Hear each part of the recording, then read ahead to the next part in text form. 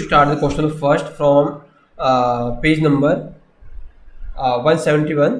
Try this section है, ये try this section है टेक्स्ट बुक से, ठीक है। तो वहाँ से हम इस क्वेश्चन को सोल्व कर रहे हैं कि ₹24000 2400 in your account and the interest rate is 5%. Interest rate is 5%. After how many years would you earn ₹240 as interest. यानी आपने बैंक में जमा करवाया है 2400 रुपये और रेट ऑफ इंटरेस्ट है 5%. So after how many years would you earn interest 240. तो अब इस फॉर्मूले को यहाँ पर यूज कर सकते हो. Simple interest equal to P multiply R multiply T divide by 100.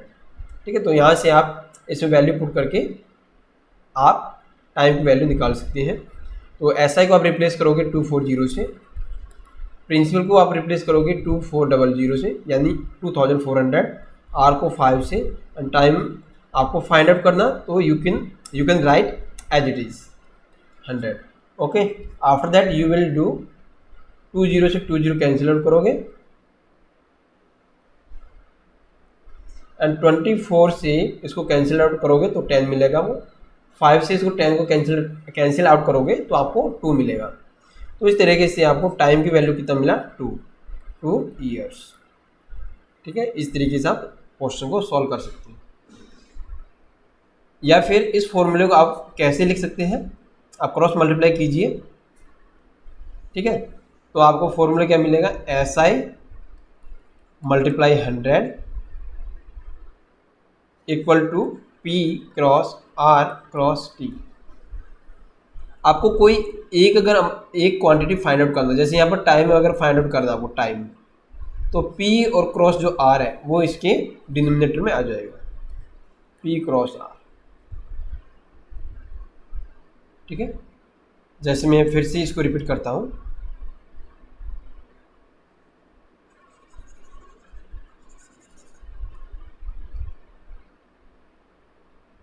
जैसे यहाँ पर क्या है कि आपने क्रॉस मल्टीप्लाई किया तो 100 यहाँ आया, P cross R cross T. Suppose कीजिए आपको रेट ऑफ इंटरेस्ट निकालना है. ठीक है, तो SI मल्टीप्लाई 100 के डिवाइड में, यानी this will be numerator and this will be denominator. So जो डिनोमिनेटर पार्ट है वहाँ आप क्या लिखोगे, आपको रेट निकालनी है, rate of interest. So principal और टाइम का प्रोडक्ट आएगा यहाँ पर. ठीक है, तो ये यहाँ से हट जाएगा. तो आपको फॉर्मूला क्या मिलेगा, आपको फॉर्मूला कुछ इस तरीके से मिलेगा कि अगर आप प्रिंसिपल निकाल रहे हो तो सिंपल इंटरेस्ट मल्टीप्लाई 100, राइट, और यहाँ हो जाएगा रेट और टाइम. तीनों में से दो चीज़ें यहाँ आपको लिखना पड़ेगा.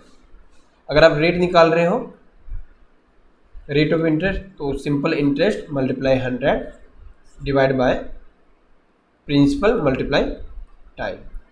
अगर आप टाइम निकाल रहे हो, जैसे उस केस में जैसे आपने टाइम निकाल रहे थे, तो आप क्या करोगे, simple interest multiply 100 divide by principal and rate of interest ही आ जाएगा. अब आपको जब टाइम निकालना था तो सिंपल इंटरेस्ट था 240, सिंपल इंटरेस्ट था 240 मल्टीप्लाई 100.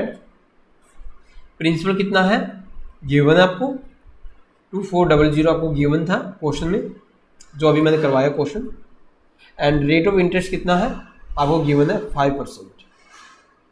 ओके, अब आप क्या करोगे, 20 से 20 कैंसिल करोगे, 24 से इसको कैंसिल आउट करोगे तो आपको कितना मिलेगा 10, 5 से इसको 10 को कैंसिल आउट करोगे तो आपको 2 मिलेगा.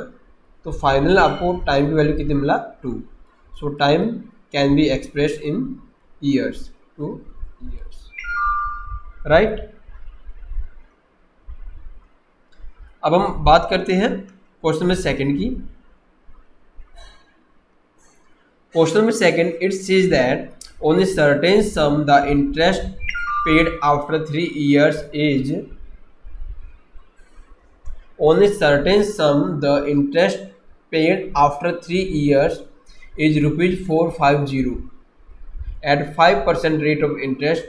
Find the sum. Sum means you have to find out the principal. सो मैंने बोला कि आपको जब सिंपल इंटरेस्ट गिवन होगा और प्रिंसिपल रेट और टाइम में से कोई दो चीज़ें आपको पता होगा, तो या तो आप इस फॉर्मूले का यूज कर सकते हो, P R into T divide by 100, right, या फिर आप सीधा डायरेक्ट इस फॉर्मूला का यूज कीजिए। आपको क्या निकालना, प्रिंसिपल सिंपल इंटरेस्ट मल्टीप्लाई 100, और यहाँ क्या हो जा, यहाँ क्या लिखोगे आप, प्रिंसिपल यहाँ है तो रेट और टाइम यहाँ लिखा जाएगा। दोनों फॉर्मूले सेम है, बस थोड़ा अरेंज किया गया है, ठीक है। So we have to find out the principal. So principal को हमने पी से रिप्रेजेंट किया है, अननोन है हमारे लिए। Simple interest is given rupees 450 multiply 100, rate is given, rate कितना 5%, तो परसेंट को रिमूव किया है 100 से, ये वाला, ठीक है, एंड मल्टीप्लाई टाइम कितना है, टाइम है 3। अब मैं इसको कैसे मैं सॉल्व करूँगा, अब सॉल्व कैसे करेंगे देखना है। रुपीज 450, ठीक है, मल्टीप्लाई 100। अब इसको हम कैंसिल आउट करेंगे, इसको कैंसिल आउट करेंगे तो 5 से मैं कैंसिल आउट इसको करूँगा तो मुझे कितना मिलेगा 150, मैं 3 से इसको कैंसिल आउट करूँगा तो मुझे कितना मिलेगा 50। तो प्रिंसिपल कितना होगा 50 मल्टीप्लाई 100, यानी कि 5000 मुझे फाइनल रिजल्ट मिला है।